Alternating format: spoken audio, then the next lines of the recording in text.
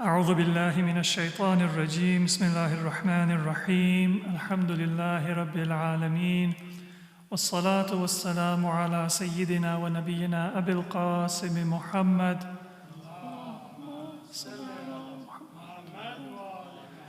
وعلى أهل بيته الطيبين الطاهرين وأصحابه المنتجبين أما بعد. Dear brothers and sisters, Assalamu alaikum wa rahmatullahi wa barakatuh. As we enter into the final moments of this election season, as you are familiar in our conversations, we have a great deal of discussion and debate about whether we should vote, and if so, who we should vote for. And there are many strong opinions, and those strong opinions are good because they indicate that our fellow Muslims are engaged and are concerned about what is taking place in the world around us. Much better to be passionate than to be apathetic. But sometimes that passion can be channeled in ways that are counterproductive or that are not as productive as it can be. And that is what this conversation is meant for us to think about. That all of us are aware that there is a crisis in our own country and our own society and in the world. And that crisis is not a natural disaster.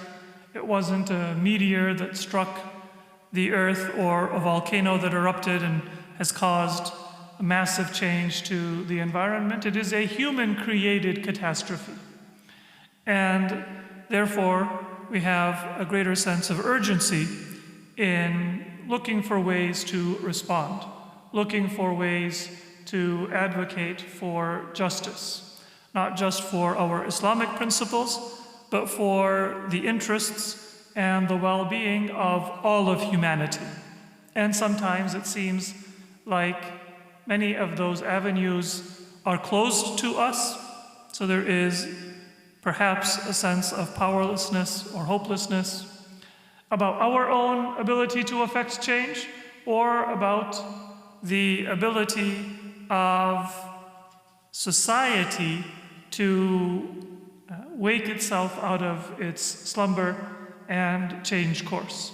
That can sometimes result in extreme opinions that are expressed and conflict. So we've seen some opinions that have been the subject of debate in the Muslim world by prominent or influential Muslim thinkers. And I would like for us to have primarily a conversation. So I will open with a few thoughts, but then inshallah, I would like you to think about your responses and what you have been examining and pondering over the last few days, weeks, and months. The goal is not for us to reach a conclusion or a consensus that this is what we're going to do about this election. Some of you may already have voted. Some of you may already have decided that you don't want to vote. That is a secondary consideration. The more important consideration is for us to engage in a discussion as Muslims about what our values teach us, what our priorities should be.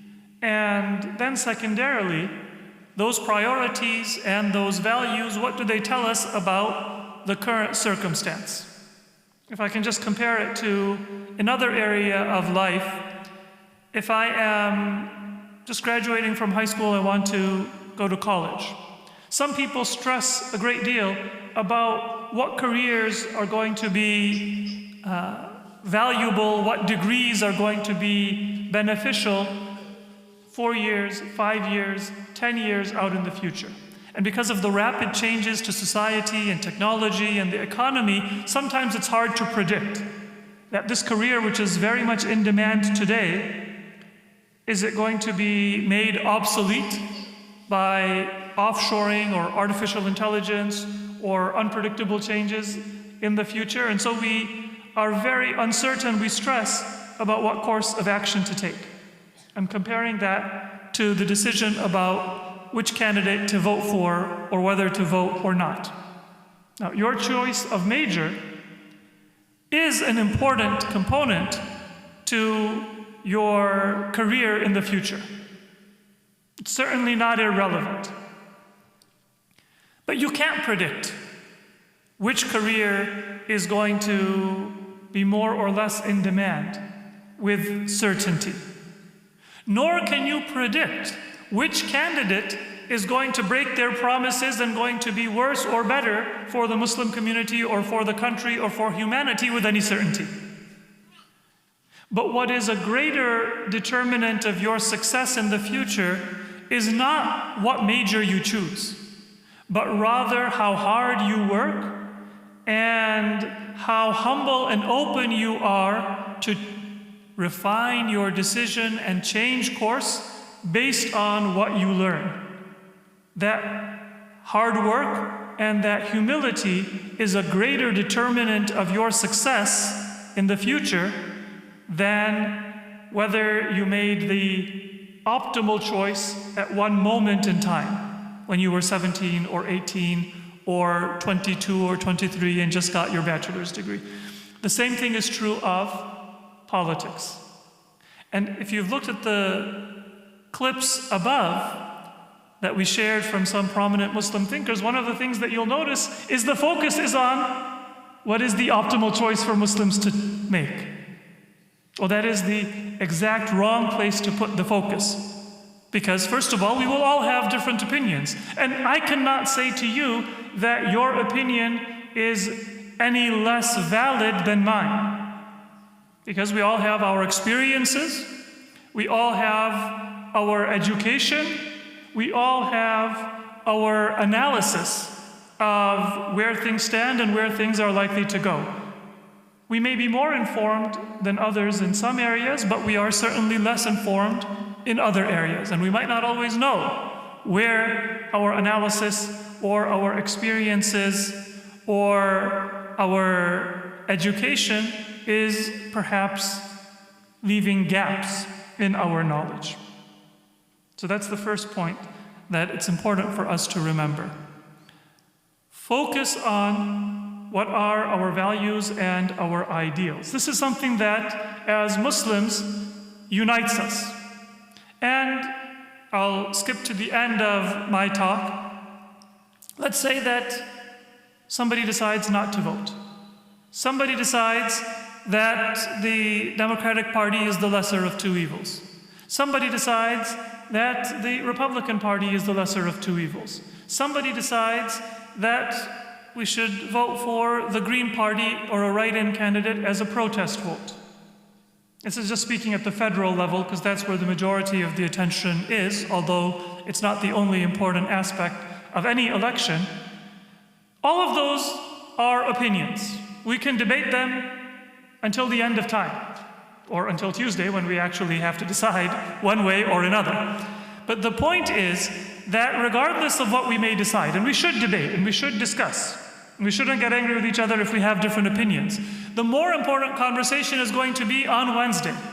And not just on Wednesday, then over the course of the next weeks and months and even years, for us to see what was it that maybe we were missing.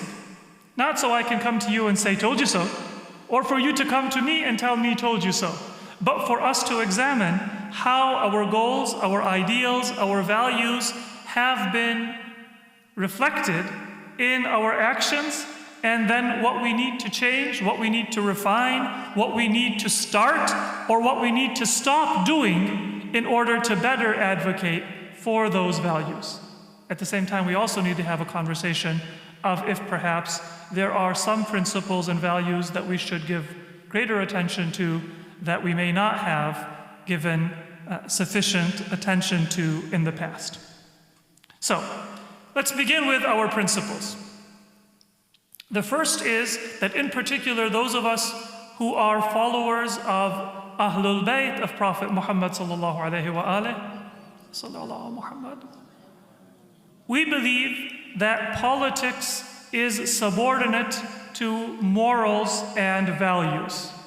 Our Prophet did not establish a political unit in Medina, but he established an ummah, which is first and foremost a community, a fraternity, that is rooted in taqwa, in service to Allah, in worship of Allah. That creates a certain relationship with our fellow believers, but also with our fellow human beings and all of God's creation. It creates rights and it creates responsibilities. And one aspect of those rights and responsibilities is on the political level. But when our Prophet started his mission, and when he passed the leadership of that mission to Imam Ali, it was not a political leader appointing a political successor.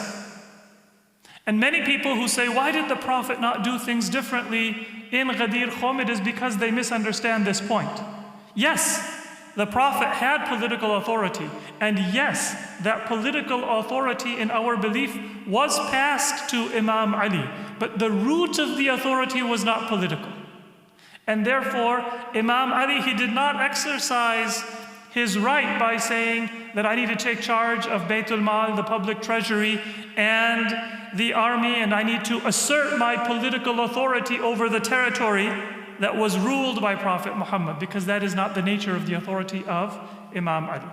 So, this is not a talk on theology or doctrine or law, but we should remember that as Muslims, we believe that our political obligations and ideals are subordinate to our values. That should never be absent, and it should never be subordinate in our conversations.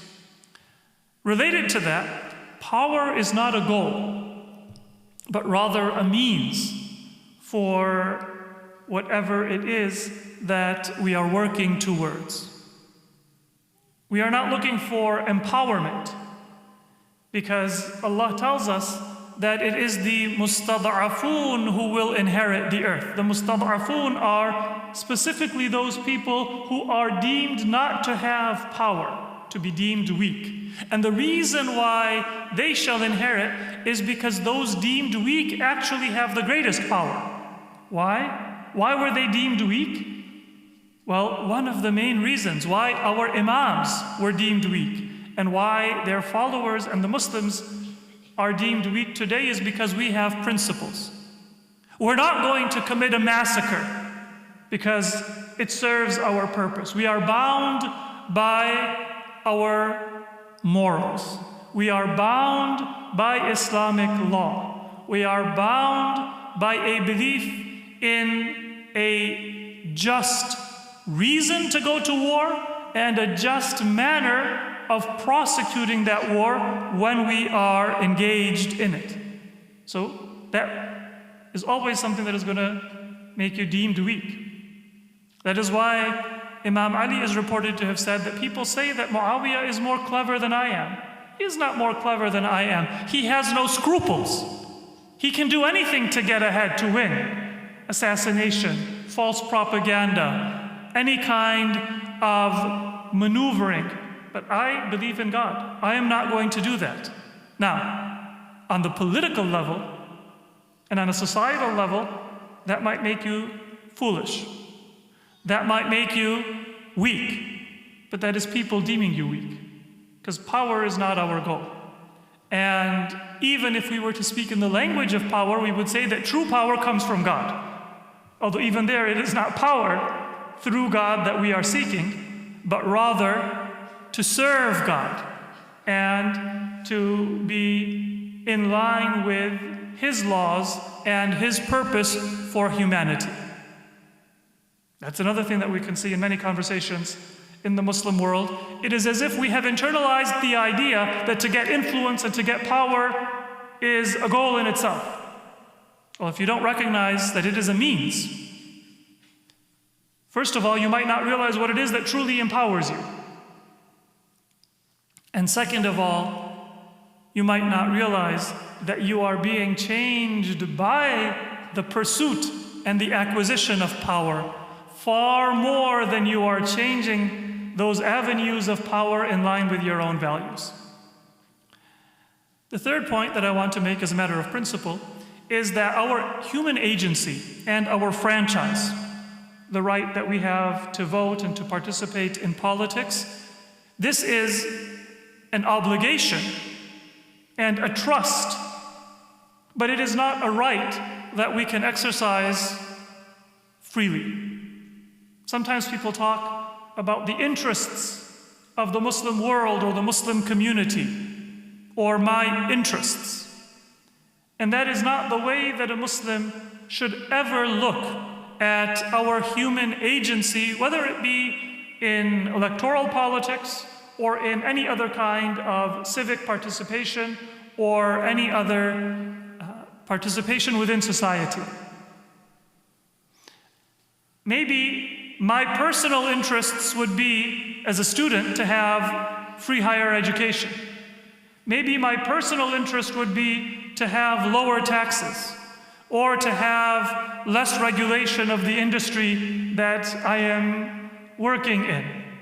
But as a Muslim, that is not my consideration at all. I exercise my agency, electorally or elsewhere, as a trust on behalf of myself, on behalf of my fellow citizens, on behalf of people who are going to be influenced by that decision, who may not be citizens, particularly those of us in the United States. Our elections and our policies have a disproportionate effect on people all over the world. They don't get a vote. Your vote, if you exercise it, should not be about your interests, but also about their interests. And in reality, not just their interests, but what is right. What would be of the greatest satisfaction to Allah. In addition to people elsewhere in the world, think also about those people who will come in the future, who are not even yet born perhaps, whether here or abroad.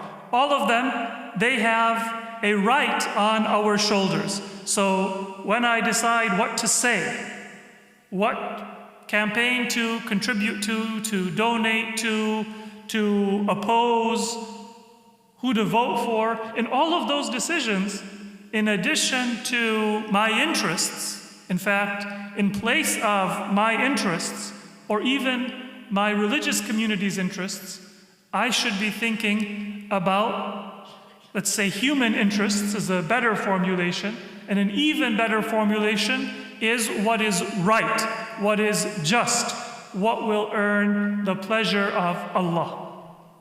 That might mean that I go against my own interests. That might mean I go against the policy or the interests of some Muslim countries.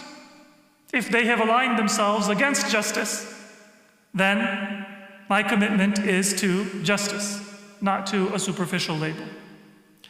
And the final point I will make as a matter of principle is that it's very easy to think that somebody who disagrees with me must be sold out, a paid shill, or somehow an insincere interlocutor or speaker. Look at the view, critique the view with frankness, but also with humility. Not the person and not the intentions. And in particular, if that person that you are speaking about is a Muslim, then you have a greater obligation. You have an obligation to be fair to everybody, Muslim or non-Muslim. But if your brother or sister is in public, are you just going to be fair to them? Or are you going to go out of the way to shield them and to cover up their slips, their mistakes, to be an advocate? Again, not to go against what is just. Even if it's my own brother or sister, I shouldn't support them if what they are saying is unjust. But I will have a greater sense of protecting their honor, of not being so explicit and fair that I might be discourteous to them. So for all human beings, you have an obligation of justice. But for Muslims, even if you are a conservative and they are a progressive, even if you are a progressive and they are conservative, or whatever other label they might be, you have a greater obligation of kindness, of courteousness, of giving the benefit of the doubt. So when we are talking about these very contentious issues, certainly critique the view. Explain why you disagree, but do so with humility, because maybe you'll learn that, that policy that you advocated with very firmly was missing certain things. And also do so in a way where your focus is on what it is that you find to be misinformed or mistaken, and not the person.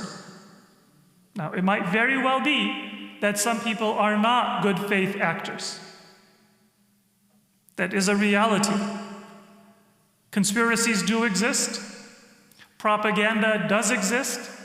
Be aware of that. But then, when you respond and you speak, don't see a conspiracy behind every shadow and every tree. That is only going to poison the atmosphere, and in fact, it will actually make it easier for those who are not good faith actors to further their propaganda. Because when there is mudslinging, then it is always the most devious and the most crooked who is at an advantage. And so keep that environment and that atmosphere in mind.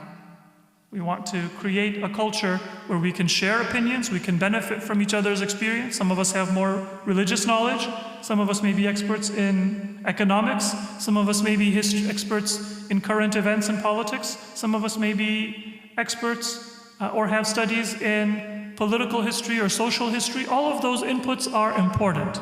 Some of us may have been activists or participants in civil movements or social movements in the United States or abroad. All of those are valuable. But what kind of a conversation allows for those different forms of experience and knowledge to come together? It's one where there is humility and where there is receptiveness to hear from others and to engage. Now, those are some of our principles.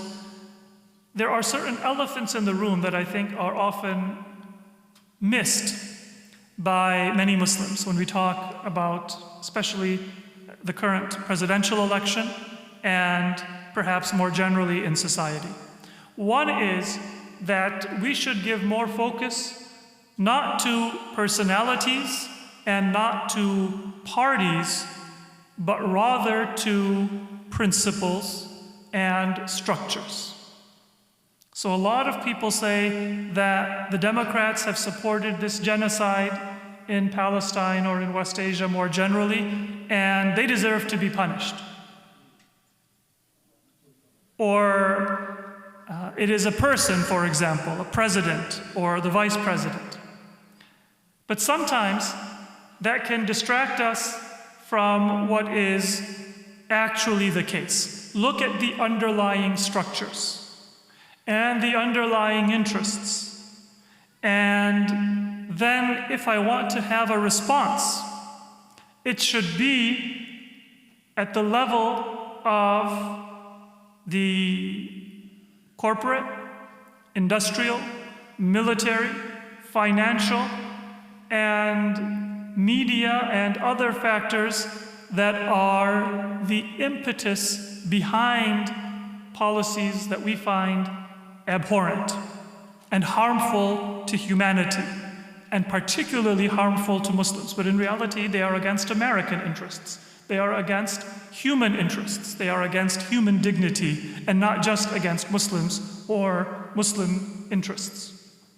Look at those structures and let us educate ourselves about them so we don't focus our energies somewhere that is a misdirection or a distraction. And I'll talk more about that. The second elephant in the room is that why are we all talking about Palestine? Why is the world talking about Palestine? Why is the occupying entity in the International Court of Justice? Why is there talk about it being expelled from the United Nations? Why is there an active campaign of boycotting? Why wasn't this the case a year and a half ago? It is resistance. It is the sacrifices and the hard work of those who are actively resisting that is the reason why we are even talking about the Palestinian issue. And not just the Palestinian issue, but the cause of much of the suffering and evil that we are seeing. So many people, they talk about boycotting. They talk about the humanitarian crisis in Palestine. They talk about the policies of different candidates and what we should do and what we should advocate, while ignoring the fact that it is resistance that is the reason why we are having this conversation. And you can't make any good decision if you are ignoring the very factor that has brought this important issue for Muslims and for human beings to the forefront.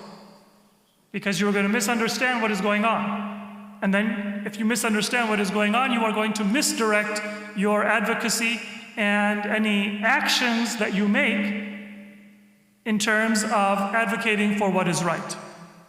Let me repeat, it is not a boycott campaign. It is not protests on college campuses or in the capitals of different countries. It is not celebrities or influential scholars or intellectuals or even politicians talking about Palestine that has caused this issue to come to the forefront. It is courageous people who are Muslims, Sunni and Shia, but also Christians, but also Jews, and also people of conscience from other religions. Their acts of resistance are what has brought the world to this place where it recognizes the evil of what occupation and what colonization has done. We cannot ignore that fact or sideline that fact and then say we're going to talk about what Muslims should do in the election or in the upcoming days. Now, before I conclude, let me just talk a little bit about some of the arguments that are being made about what Muslims should do in politics. One important reminder is that there are some people who say that we shouldn't vote. By voting, you are legitimizing an evil system. The reality is that, as I described earlier, we don't believe that politics is the highest area of Muslim action and agency. But it also is not nothing. If I am worried about legitimizing an evil system, then my participation in society, my taxes, and even if I don't pay taxes, my very presence in an economy and in a society that is engaged in so many questionable and so many objectionable acts domestically and abroad is doing a whole lot more to support the system than one vote out of several 100 million votes. So let's not fool ourselves into saying, I'm going to wash my hands of my moral responsibility. I don't vote.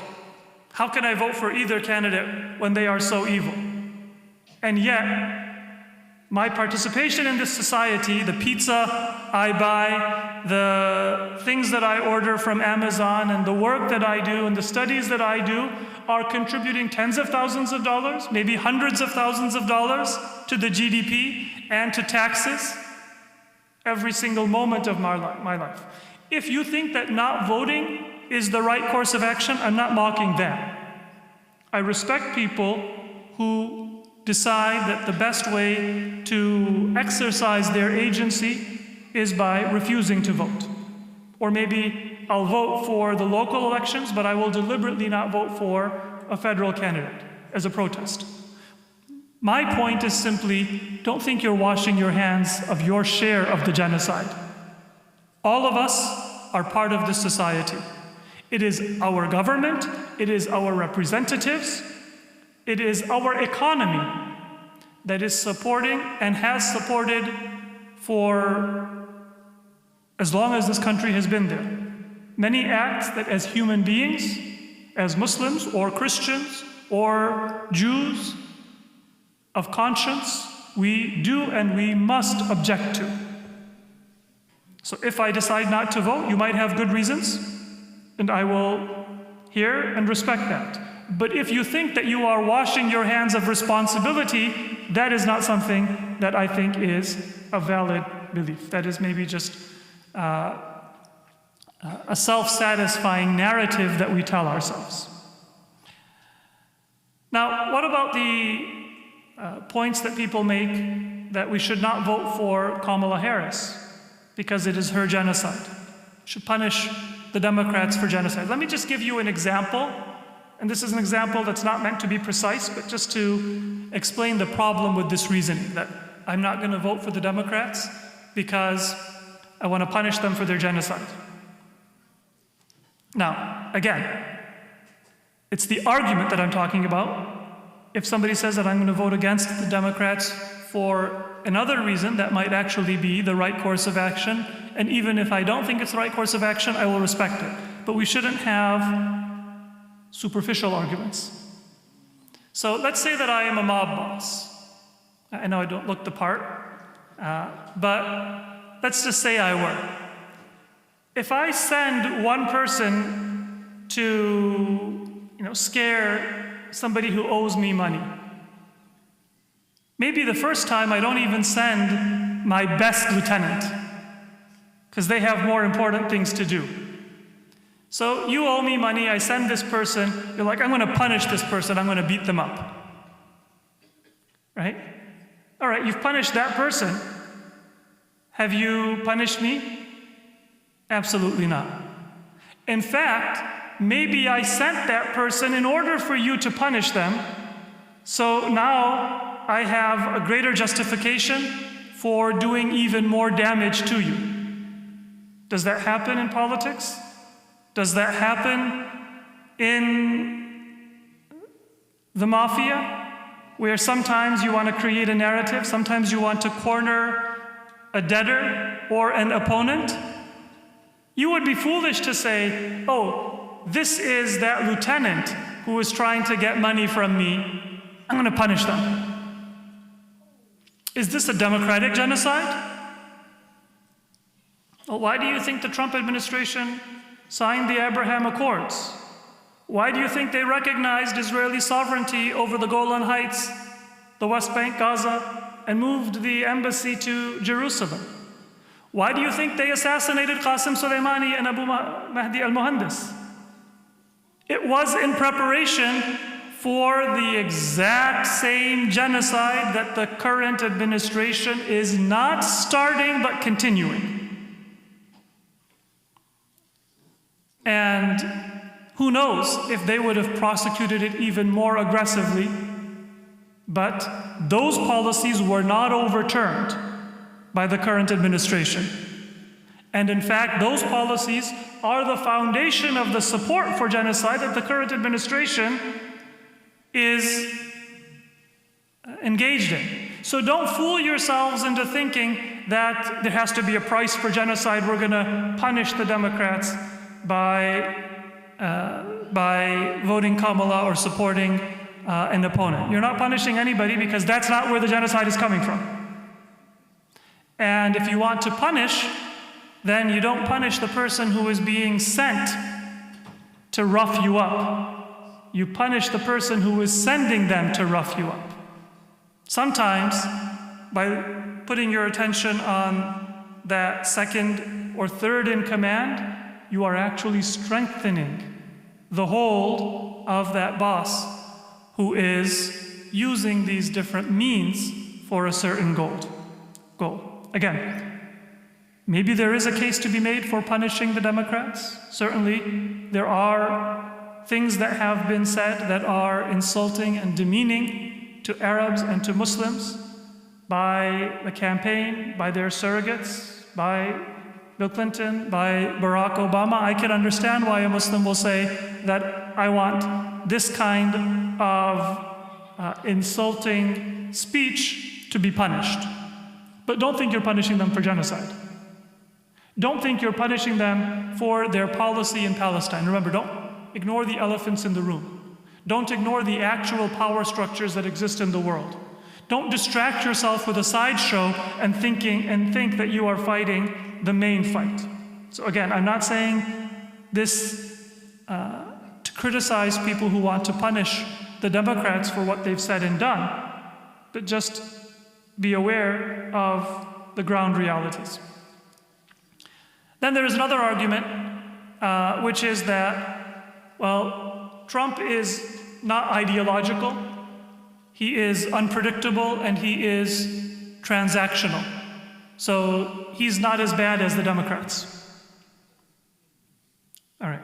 First of all, if something is unpredictable, then that doesn't mean that that is a justification for risking it. Because it could be slightly better. I would argue that it's not slightly better, and I know Mahdi Hassan has gotten a lot of grief from people for pointing that out, but he's right. Trump, if he's unpredictable, it's always unpredictable in the direction of being more extreme and worse, and not in the direction of being better. Now, if somebody is unpredictable, I say, well, there is this drink, I know it's going to cause my stomach to be a little bit upset, and then there's this other drink, I don't know. Maybe it'll cause my stomach to be a little bit less upset. Maybe it'll poison me and kill me. It's unpredictable. This is known harm. I don't take the unpredictable, especially if there is a slight chance, and even more so if there is a great chance that the harm will be greater. And as for being transactional, which of our recent Democratic candidates is not transactional? Can Kamala Harris answer a question about any policy? The reason why she is inarticulate is not because she is low IQ, as Donald Trump would say, although I don't know if that is true or not. It's because she doesn't believe anything. Maybe it's true, but it's because she doesn't believe anything. And that has been true of the candidates on the Democratic side for a while. So the point is that if your argument against Kamala Harris, or perhaps in not being too worried about Trump coming back to the White House, is that, well, he's unpredictable, so maybe it'll be better, that's probably not a good bet to make. If your argument is that he is not ideological, well, neither of them is ideological, but both of them are for sale. And both of them have been sold. And the bidder and the buyer in both cases is largely the same. Whether it be Haim Saban or whether it be Sheldon Addison's widow, it's the same bidder, it's the same buyer. So don't fool yourself in that regard. Another argument against Harris and in favor of Trump is what's called accelerationism.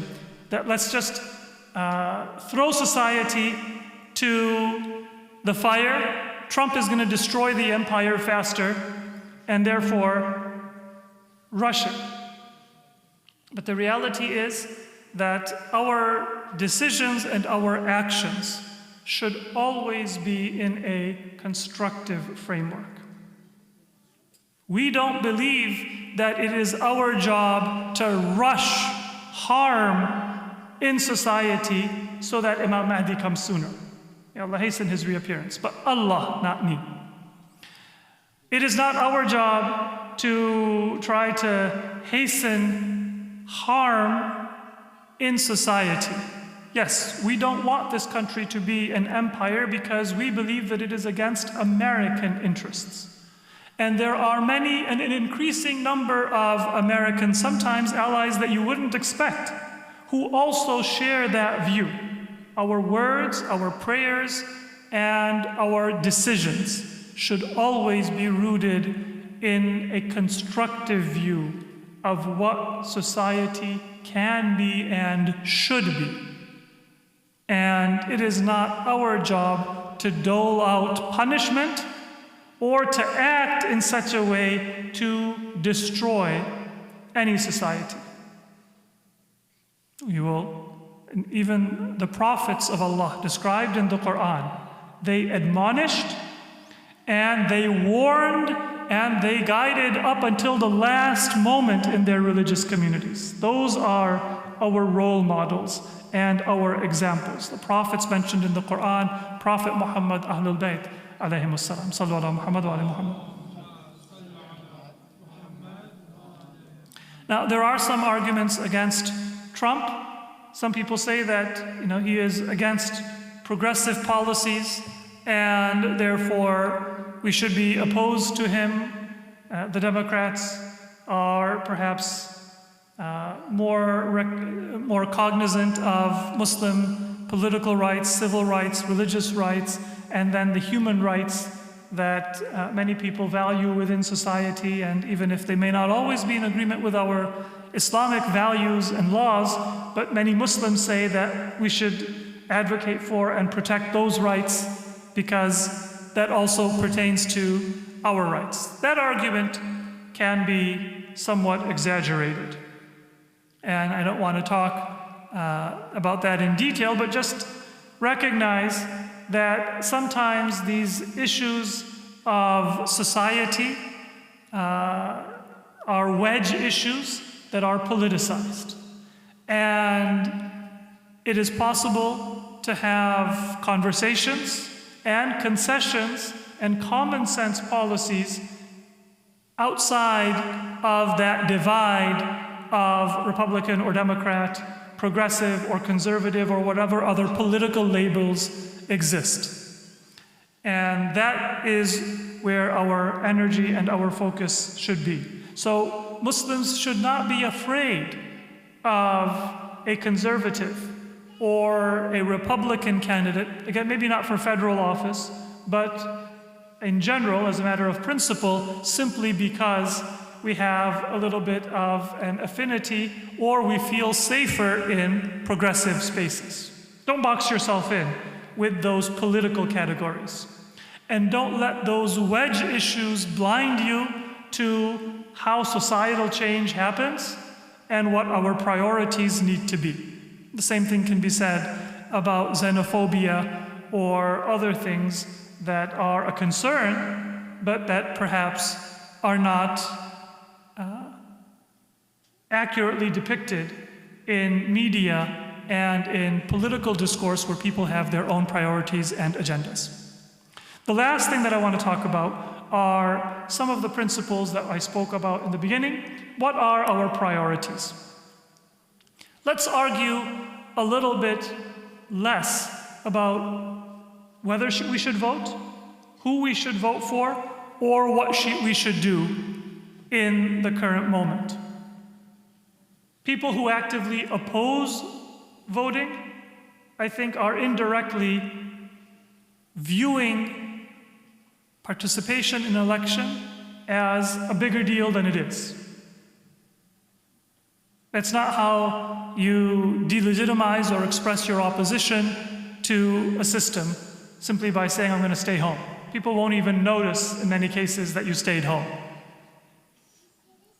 Register, maybe strategically go and ignore certain elections to bring up the participation in one area and bring it down in another area. Be a little bit more sophisticated. And if you think that not participating is important, then make sure that it is not in opposition to electoral participation, but that you have something constructive to advocate for as an alternative.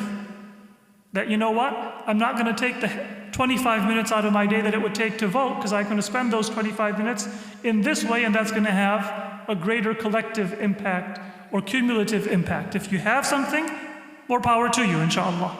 Maybe others will learn and benefit. But let's argue less about that level.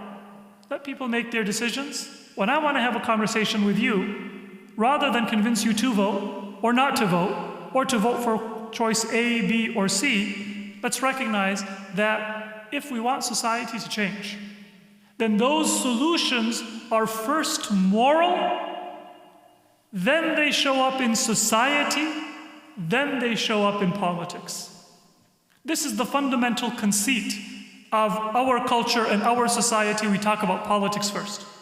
And when we talk about politics first, it's always the easy solution. Because politics is not where you dream and where you imagine a better society for your grandkids or for your children than is even possible in the current horizon. But the reality is that, and this is what we learn from our Islamic tradition, where Prophet Ibrahim and Ismail, they prayed and they dreamed and they built the foundations of the Kaaba for a promise that was going to be fulfilled 2,500 years in the future, when our Prophet Muhammad was appointed by God as a prophet. It is, so if you remember that politics is just a sideshow, it's very important, but it's the third level. Before politics, there is society, forming consensus and belief about what is important. And that consensus, you can form it in a Masonic lodge, or in a country club, or in a neighborhood party, or in many different fora. But we as Muslims, the first thing that Muslims build when they enter a society is a house of worship, is a masjid. Because where do we form our consensus? Where do we dream our dreams and pray and ask Allah for what we think society should be? It's not in a country club. It's not in a cafe. It is in a masjid. Because before society can implement and before politics can legislate or enact, it is the human soul and the human spirit that must be inspired. That is why the most important act that you can do for society or for politics is to build, support, and participate masajid. And of course, not a masjid where you just go and pray and do dua kumail and listen to a majlis or a program and come home, because then it's an injustice to the potential of our faith. But a religious space where you think and you pray and you talk about society. And that brings me to the last point that I want to make. Imagine what kind of society we want to have. What are our ideals on a grand scheme? Don't say that, well, this country is never going to offer free higher education to everybody. It's just too far against the ideas of capitalism and the interest groups that exist within society. As a Muslim, believe that it is possible for a society where human dignity is not an afterthought, where we are not citizens or consumers before we are humans and before we are creatures of Allah. Don't say that the lobbyists would never allow it, the politicians would never allow it, culture will never allow it. Build that religious space, have that vision and that dream, articulate it, advocate for it, pray for it, and you will move society in a constructive direction. But when everything comes to politics, then the compromise begins before the ideal is even articulated. You throw in the towel before you've even begun the fight. And I hope that gives us some inspiration and some direction about where our priorities should be as Muslims. None of that is to say that the political level is not important. It is important, but it is not the be-all, end-all of our Muslim aspirations. Wassalamu alaikum wa rahmatullahi wa barakatuh.